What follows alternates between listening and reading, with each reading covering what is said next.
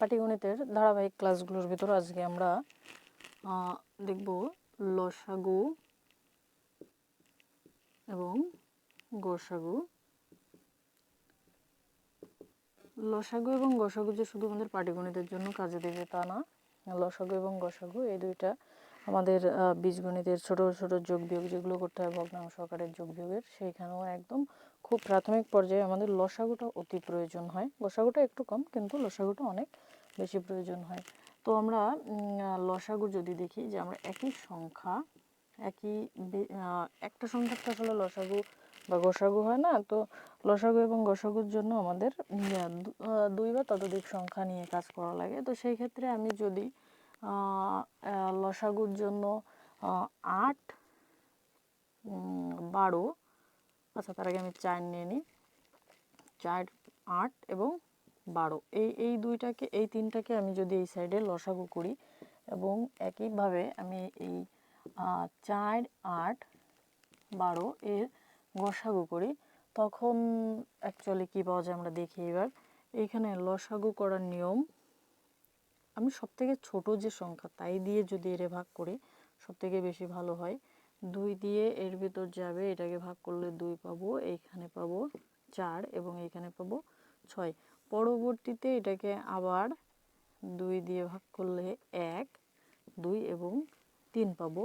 তো এই ক্ষেত্রে এদের যে বাইরের যে সিঁড়ি আকারের যেগুলো সংখ্যাগুলো থাকবে এগুলোর ধারাবাহিক গুণফলটা হবে এর লসাগুর সমান, অর্থাৎ 2 দুগুণে 4, 4 অক্ষে 4, 4 দুগুণে 8 আর 3 আঠা 24। তো আমি এখানে 24 পাবো, যেটা হচ্ছে 4, 8, 12 এর লসাগু, অর্থাৎ লঘিষ্ঠ সাধারণ গুণনীয়ক ইয়া গুণিতক হোয়াটএভার। এই মুহূর্তে আমি কনফিউজড, এই জিনিসগুলো আমার ছোট ছোট বিষয়গুলো খুবই গোলায়। তো 4 এটা ভাগ দিব, এটাকে হচ্ছে 2 বার যাবে, 4 দুগুণে 8। তখন আমার এইটা যদি মিলে যায় তখন আমি এই 4 দিয়ে আবার 12কে ভাগ দিব, তখন 3, 12, তাহলে আমার এই 4 হবে হচ্ছে এইখানের গসাগু।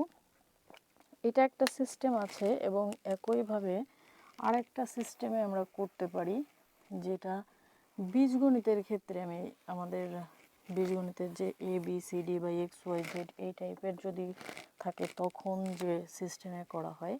তো 4 একে আমরা ভাঙলে কী পাবো, 2 × 2।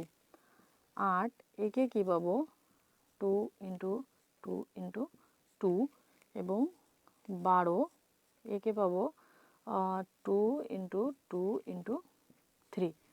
তো এই একই জিনিস আমি এই সাইডে ভাঙলেও পাবো, লিখে ফেলি 2 × 2, 8 পাবো 2 × 2 × 2, 12কে পাবো 2 × 2 × 3। এবার এই ক্ষেত্রে যা করব, এখানে আমার প্রথম যেটা আছে আমি লসাগুতে সম্পূর্ণটা নিব। আমার প্রথম যেটা আছে 2 × 2। এবার পরবর্তীতে যে যতটুকু প্রথমটাতে আছে ততটুকু বাদ দিয়ে যতটুকু এক্সট্রা থাকবে ততটুকু নিব, একটা 2। পরে আমার এই যে দুইটা অলরেডি এর ভেতর আছে, তো এইখানে এক্সট্রা আছে 3, আমি সেই 3টা নিব। তখন গুণ করলে আমার কী হবে, 2 দুগুণে 4, 4 দুগুণে 8, 3 আঠা 24।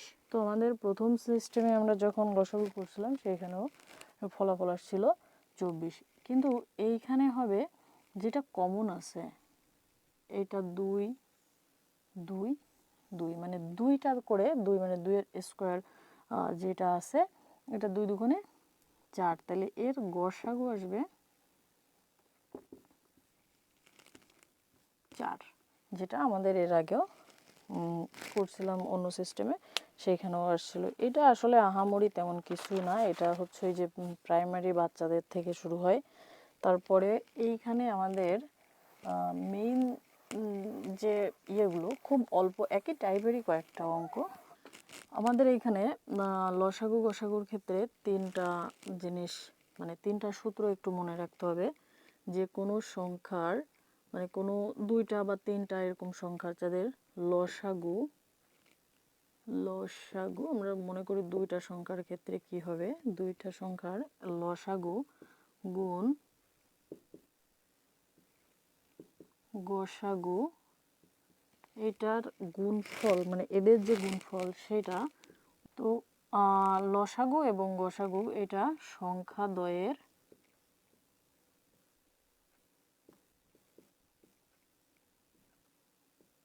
গুণফলের সমান হবে, মানে গুণফলের সমান। এরপর 2 নম্বরে আমাদের ভগ্নাংশ রিলেটেড, ভগ্নাংশ ক্ষেত্রে এর লসাগু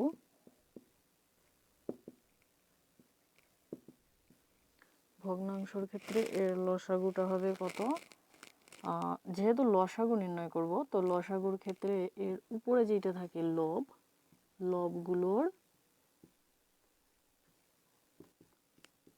লসাগু এবং নিচে যেটা থাকে হর,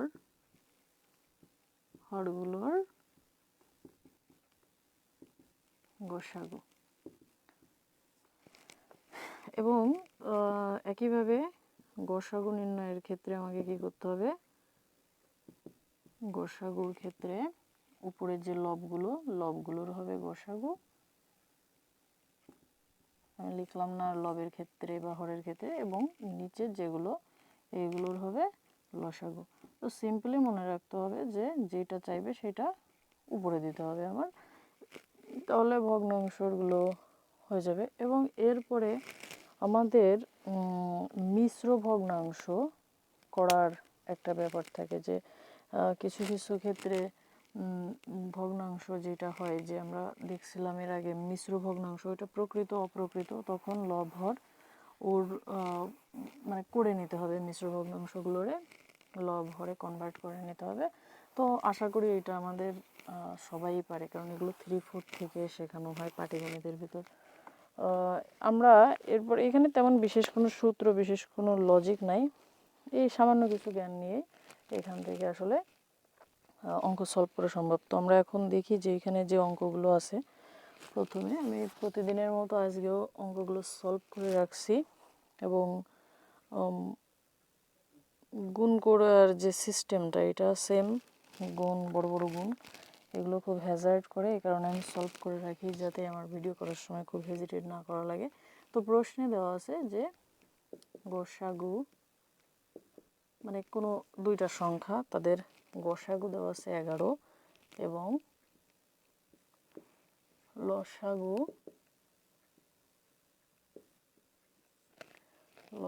দেওয়া আছে 770। এদের একটি সংখ্যা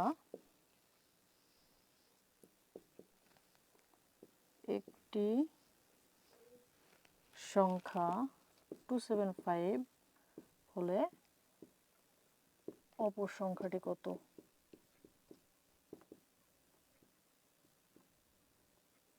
অপর সংখ্যাটি কত?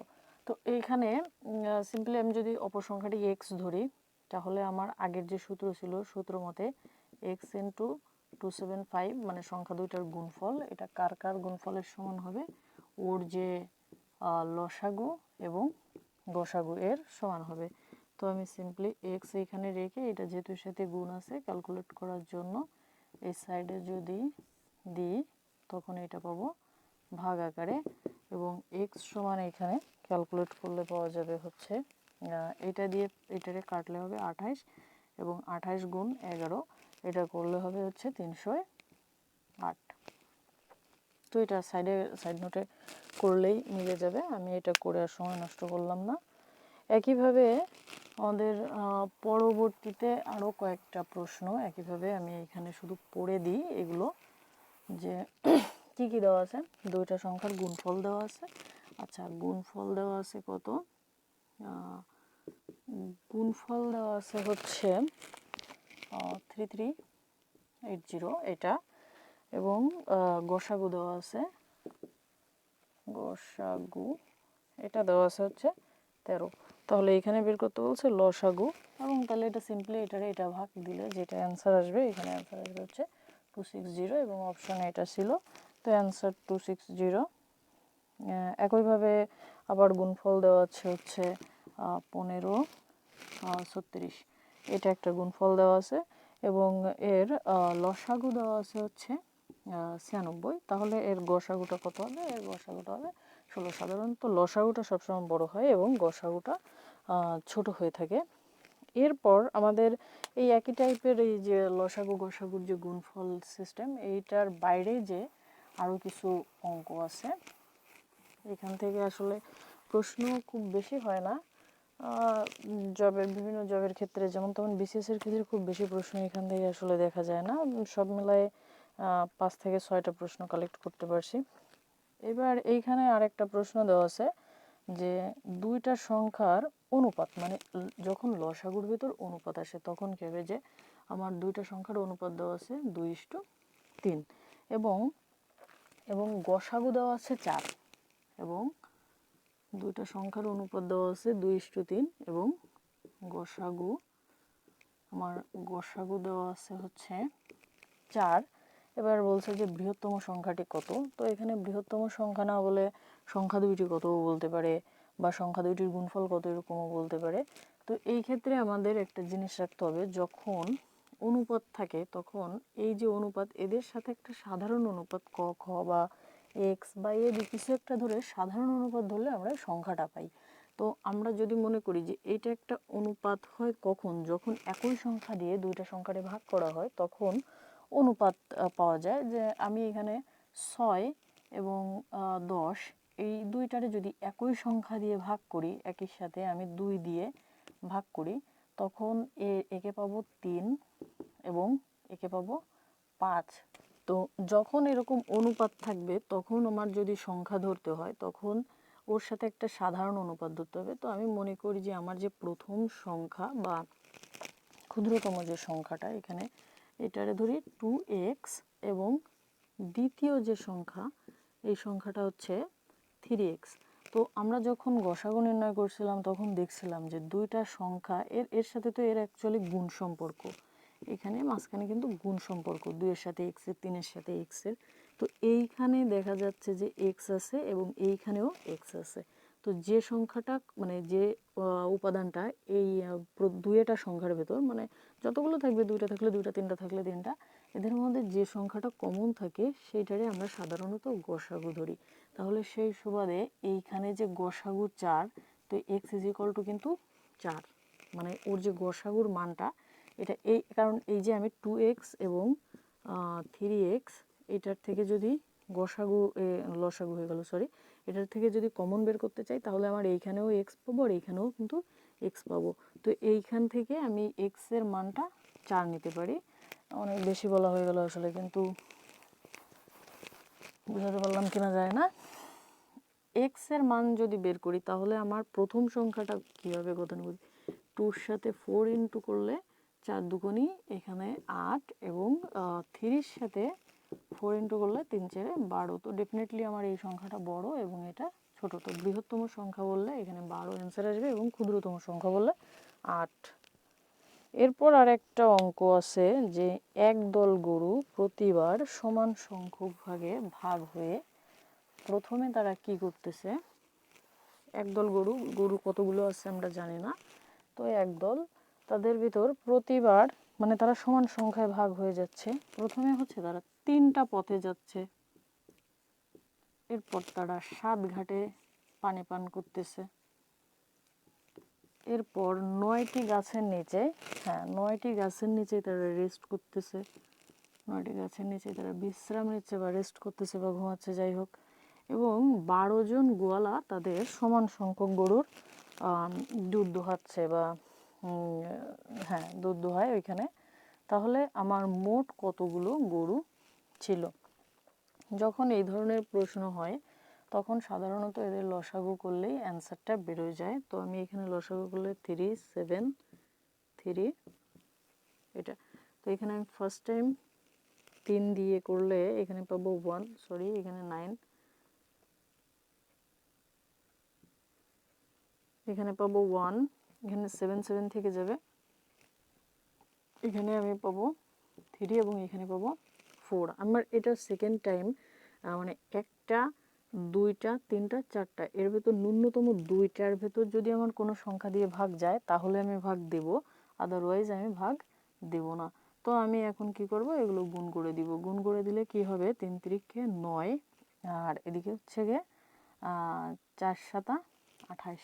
তো 28 ইন্টু 9, এখানে হচ্ছে 8 নং 72, 72-এর 2 হাতে 7, 9 দুগুণে 18, 18 19 20 21 22 23 24 25 26 27, ভুল করলাম, 72-এর 7, 9 দুগুণে 18, 7 7 14 1 15, হ্যাঁ 25। আমার লসাগু গসাগুর চ্যাপ্টারে লাস্ট একটা অঙ্ক। এখানে অঙ্কটা হচ্ছে যে নিচের কোন পূর্ণ সংখ্যাটিকে, আমি একটু লিখি এটা। তো এখানে প্রশ্নটা হচ্ছে নিচের কোন পূর্ণ সংখ্যাটিকে 3 4 5 এবং 6 দ্বারা ভাগ করলে যথাক্রমে 1 2 3 ও 4 অবশিষ্ট থাকে। এখানে ক অপশনে দেওয়া আছে 48, খ অপশনে দেওয়া আছে 54, গড় অপশনে দেওয়া আছে 58 এবং ঘর অপশনে দেওয়া আছে 60। তো এইখানে আমার আমি যে কোনো একটা সংখ্যা ধরে প্রথমে করলে কি দেখা যাবে যে 3 দিয়ে যদি আমি 48-এ ভাগ করি তো 3 16 48, এখানে পুরো মিলে যাবে এবং ফলাফল এসে যাবে 0, মানে ভাগশেষ এসে যাবে 0। তো আমার ভাগশেষ অবশ্যই থাকতে হবে, অবশিষ্ট থাকতে হবে 1, মানে ভাগশেষ থাকতে হবে 1। তো এটা 3 দিয়ে ভাগ করলে আমি পেয়ে যাচ্ছি। এইখানে আমি যদি এটা 3 দিয়ে ভাগ করি তাহলে কত আসবে, 3 একবার যাবে, 2 3 3 8 24, হ্যাঁ এখানে হচ্ছে এর সাথে মিলে যাবে এবং ভাগশেষটা 0 এসে যাবে। কিন্তু এইটাকে যেহেতু 54 দিয়ে 3 যাচ্ছে, তার মানে এটাকে যাবে না। 3 দিয়ে ভাগ করে দেখি আমরা, 3 দিয়ে 5 8 করলে 3 একবার যাবে, এখানে 3, এখানে 2, হ্যাঁ 3 নং 27 থাকতেছে 1। তার মানে 3 দিয়ে ভাগ করলে 1 পাওয়া যাচ্ছে এটা, এবং 3 দিয়ে ভাগ করলে 20, তো হবে না, অর্থাৎ আমার এখানে অ্যান্সার এটা। তো এভাবে এগুলো এই টাইপের যে অঙ্কগুলো থাকবে সেগুলো আমরা অপশন টেস্টের মাধ্যমে সলভ করতে পারবো।